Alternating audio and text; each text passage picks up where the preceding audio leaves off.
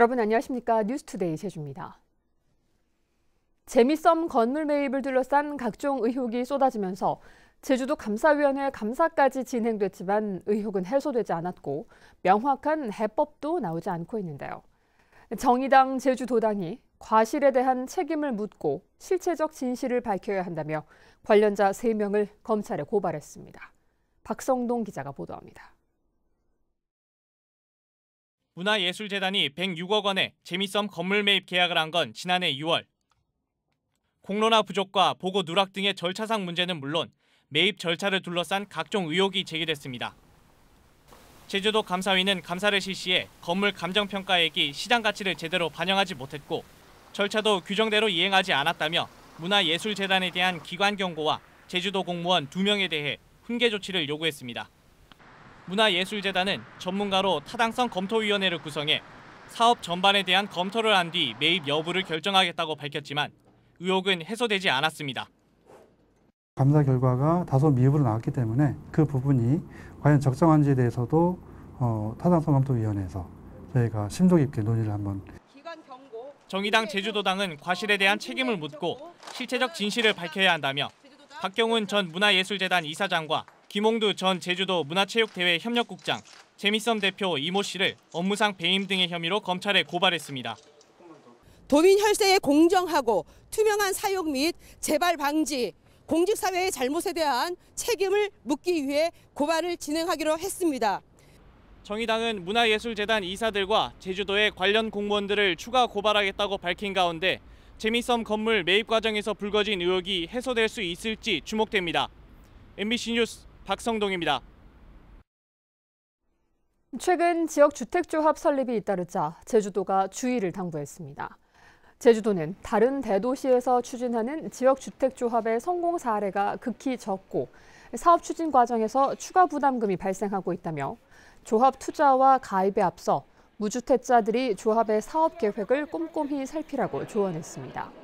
지난해 모집 신고된 제주 지역 주택조합은 7곳, 1,246세대로 이 가운데 4곳은 아직 주택조합 설립 인가도 받지 않았습니다.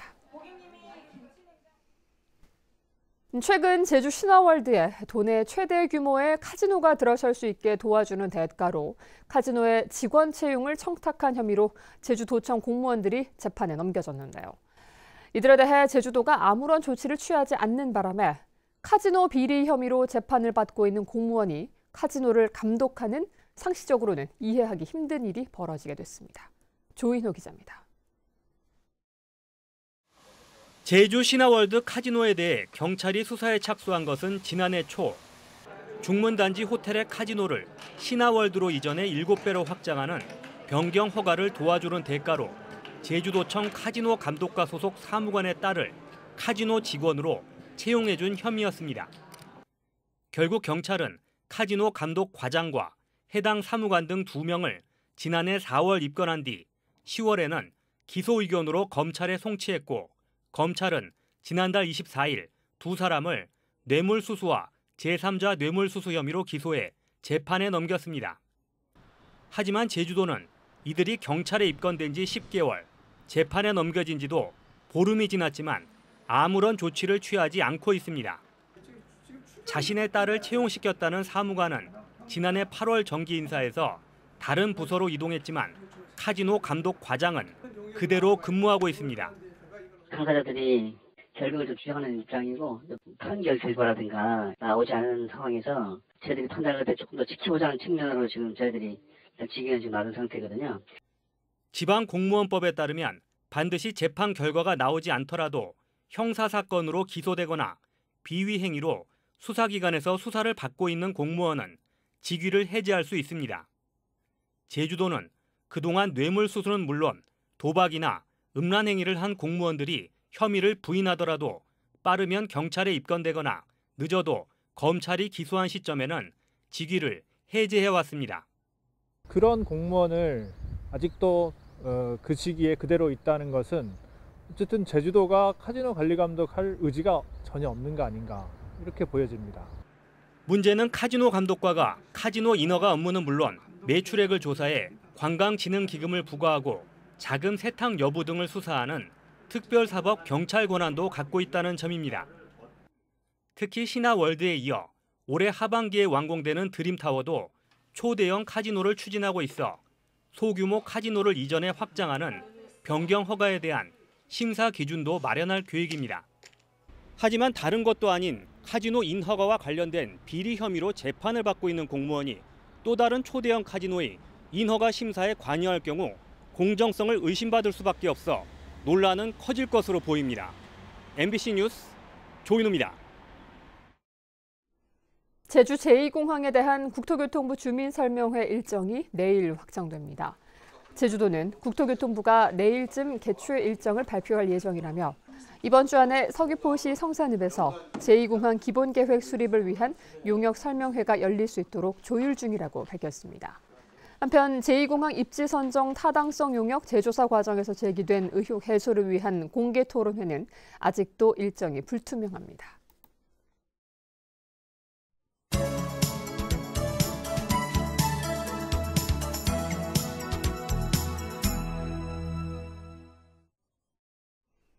제주 예래 휴양형 주거단지 조성 사업 인허가 절차에 대한 대법원의 무효 판결로 주민들의 토지 반환 소송 등 거센 후폭풍이 예고되고 있는데요. 예래 마을 실제 토지주로서는 유일하게 10년 가까이 이어진 소송에 마지막까지 참여한 강민철 씨를 뉴스 주민에서 만났습니다. 홍수현 기자입니다. 대법원의 토지 수용 재결 무효 판결에 이어 최근 관련 인허가까지 모두 무효 결정이 내려진 서귀포 예래 휴양형 주거단지. 강민철 씨는 이번 판결로 아버지로부터 물려받은 땅 140평을 10여 년 만에야 되찾게 됐습니다. 당연한 결과고 덤덤합니다. 왜냐하면 이미 대법원 판결의 토지 수용과 허가 절차가 잘못됐다고 이미 명시가 됐음에도 불구하고 행정에서 그들을 인정을 안 하고 이제까지 왔다는 것밖에 다른 게 없습니다. 어느 누구도 승소를 예상하지 못한 법정 싸움을 결심한 것은 주민을 무시하고 마을의 가치를 파괴하며 수시로 바뀐 개발 계획과 방식. 우리가 잘 살 수 있는 어떤 기반 시설이 이루어지고 같이 한다고 맨 처음에는 그렇게 한다고 얘기를 했었어요. 근데 하는 방식이 계속 바뀌면서 우리하고 전혀 관계없는 쪽으로 계속 흘러갔습니다. 1심에서 패소해 소송을 함께한 토지주 23명 가운데 19명이 항소를 포기하고 지역 주민들마저 차가운 시선으로 바라볼 때도 강 씨의 신념은 흔들리지 않았습니다. 고법에서 이겨서 뒤집히고 대법까지 가는 과정도 진짜 좌불안석 딱 그렇습니다. 주민들이 어떻게 봤습니까? 주민들은 개발을 저해한 사람처럼 생각을 하죠. 더 좋은 개발이 기다리는 걸 몰라요. 소송에 따른 보상이나 배상보다 지역 주민과 상생하는 진정한 개발이 먼저라는 강민철 씨. 지난 10여 년간 조급하게 진행된 난개발이 불러온 제주 사회의 문제가 더 이상 반복되는 것을 막기 위해서라도 예래 단지의 교훈이 잊혀지지 않기를 간절히 바라고 있습니다.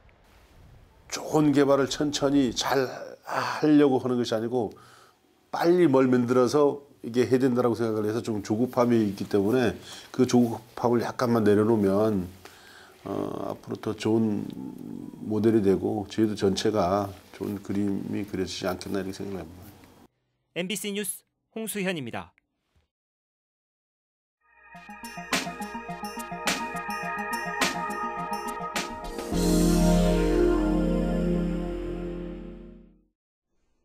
포도가 유명한 강원도 영월에서는 겨울철 빈 포도밭을 황태 덕장으로 활용해 농가 소득을 올리고 있습니다. 품질도 좋아 인기를 끌면서 규모도 확대되고 있습니다. 권기만 기자가 보도합니다. 덕장에 널린 명태들이 차가운 겨울바람을 맞으며 점점 황태로 변해갑니다. 수분이 빠지면서 살은 점점 구덕해지고 속살은 노란빛을 더해갑니다. 수많은 황태들이 널려 있는 곳은 바로 영월의 한 포도밭. 수확이 끝나는 초가을부터 봄까지 비어있는 포도밭을 황태 덕장으로 활용한 겁니다. 비가림 시설과 포도 가지를 받추는 지지대를 활용해 황태를 말리기 때문에 농가 입장에서는 추가 비용 투자 없이 소득을 올릴 수 있는 수입원이 되고 있습니다. 처음에는 영월에서 웬 항태인가 싶어서 의아하게 생각했습니다. 근데 비도 맞지 않고 눈도 맞지 않아서 깨끗하고 품질 좋은 항태가 생산되고 있어서 황태 주산지인 대관령이나 인제에 비해 겨울 기온이 높은 편이라 황태 말리는데 부적합하다는 지적을 받기도 했습니다. 하지만 농한기 사용하지 않는 냉동 건조 등 농산물 가공 시설을 추가로 활용하면서 해결했습니다. 저희들이 숙성하는 공간인 고추 건조 시설은 또 봄에 놀고 있었던 거죠. 그러니까 놀고 있는 포도밭과 놀고 있었던 고추 건조 시설을 이용해서 새로운 황태라는 특산품이 만들어지게 된 겁니다. 올해 영월 포도밭에서 말리는 황태는 10만 마리. 농협은 내년부터 건조량을 3배 이상 늘리고 지역의 또 다른 특산물인 고추장과 연계해 황태 구이용 소스를 결합한 상품도 내놓겠다는 구상입니다. MBC 뉴스 권기만입니다.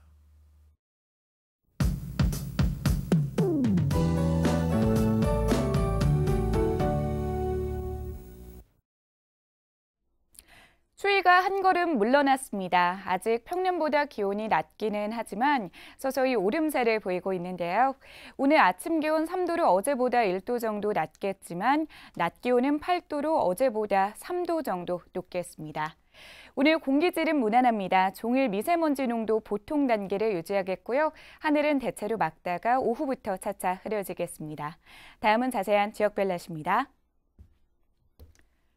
북부 지역은 1에서 3도로 시작하고 있고요. 한낮 기온은 8도로 전망됩니다. 서부 지역의 하늘 표정은 좋고요. 현재 기온 2에서 4도 사이를 가리키고 있습니다. 남부 지역도 맑은 하늘 드러나 있고 낮에는 10도까지 오르겠습니다. 동부 지역은 2에서 4도로 출발해 한낮에는 9도 선을 오르내리겠습니다. 이 시각 산간 지역은 영하권을 나타내고 있고요. 하늘에는 구름이 조금 지나고 있습니다. 섬 지역은 화창한 하늘 보이고 있고 낮 기온은 9도 안팎으로 예상됩니다. 바다의 물결은 1.5m 안팎으로 비교적 낮게 일겠고요. 현재 제주공항에는 구름이 많이 껴있는 모습입니다. 주간 날씨입니다. 이번 주 금요일에는 비가 내리겠고요. 당분간 큰 추위는 없겠습니다. 날씨였습니다. 폐여구를 수거하지 않아 해양 생태계를 위협하고 있다는 제주 MBC 보도에 따라 제주도가 대책 마련에 나섰습니다. 제주도는 올해 폐여구 수거 예산이 집행됨에 따라 제주시 수협이 어선에서 발생하는 폐여구를 적극적으로 수거하도록 조치하고 이 같은 내용을 조만간 어선주들과의 간담회를 통해 알릴 계획이라고 밝혔습니다. 또 폐여구 처리를 위한 종량제 마대와 생분해성 어구의 보급 확대를 위해 예산을 확보하겠다고 덧붙였습니다. 오늘 새벽 0시 20분쯤 서귀포시 서귀포항 유람선 선착장 인근 해상에서 SUV 차량이 추락해 있는 것을 순찰 중이던 해경 직원이 발견했습니다. 해경 수색 결과 차량 안에 있던 55살 정모 씨가 구조돼 인근 병원으로 옮겨졌지만 숨졌고 해경은 정확한 사고 경위를 조사하고 있습니다. 어제 오후 1시쯤 제주시 한경면 청수리의 한 주택공사 현장에서 작업 중이던 53살 진모 씨가 8m 높이에서 추락하면서 머리를 크게 다쳐 인근 병원으로 옮겨졌지만 숨졌습니다. 경찰은 공사 현장 관계자 등을 상대로 정확한 사고 경위를 조사하고 있습니다. 제주지방법원 한정석 판사는 위계에 의한 공무집행 방해 혐의로 재판에 넘겨진 건축사 64살 이모 씨와 현장 소장 45살 김모 씨에게 무죄를 선고했습니다. 이들은 2017년 1월 제주 시내에 빌딩을 지으며 방화 유리가 아닌 일반 유리를 설치해 놓고는 제주시에 방화 유리를 시공한 것처럼 허위 서류를 제출해 건물 사용 승인을 받은 혐의로 재판에 넘겨졌습니다. 재판부는 범행 사실이 모두 인정되지만 공무원들이 심사를 충분히 하지 않았다면 공무집행 방해 요건이 성립되지 않는다며 이같이 판결했습니다. 전국 농민회 총연맹 제주도연맹은 오늘부터 이틀 동안 금강산에서 열리는 남북 공동선언 이행을 위한 새해맞이 연대 모임에서 레드향 100상자와 당근 주스 10상자를 시식과 홍보용으로 보냅니다. 이번 행사에서는 남측 관계자 260여 명과 북측 관계자 150여 명이 참석하며 농민회는 민간 차원의 남북 농업교류 협력 사업을 북측에 제안할 계획입니다. 주민 추천 읍면동장 임명제가 시범 실시됩니다. 제주도는 도민과 공무원, 각계 전문가 등의 의견을 받아 주민 추천 읍면동장 임명제와 읍면동 민원조정관제, 공로연수 축소 등 19가지를 행정혁신과제로 선정해 본격 추진합니다. 단기와 중기, 장기 과제로 나눠 세부 계획을 세우고 예산을 확보한 뒤 올 하반기부터 순차적으로 시행할 방침입니다. 제주대학교 로스쿨에서 아들이 아버지로부터 수업을 받다 휴학한 사실이 뒤늦게 알려졌습니다. 제주대에 따르면 로스쿨 교수 A씨의 아들인 B씨가 지난해 2학기 아버지가 수업하는 과목 2개를 선택해 수강하다 다른 학생들의 반발로 지난해 11월 휴학했습니다. 제주대는 규정상 문제는 없었지만 성적 평가가 나오기 전에 특별 휴학을 권고했다고 밝혔습니다.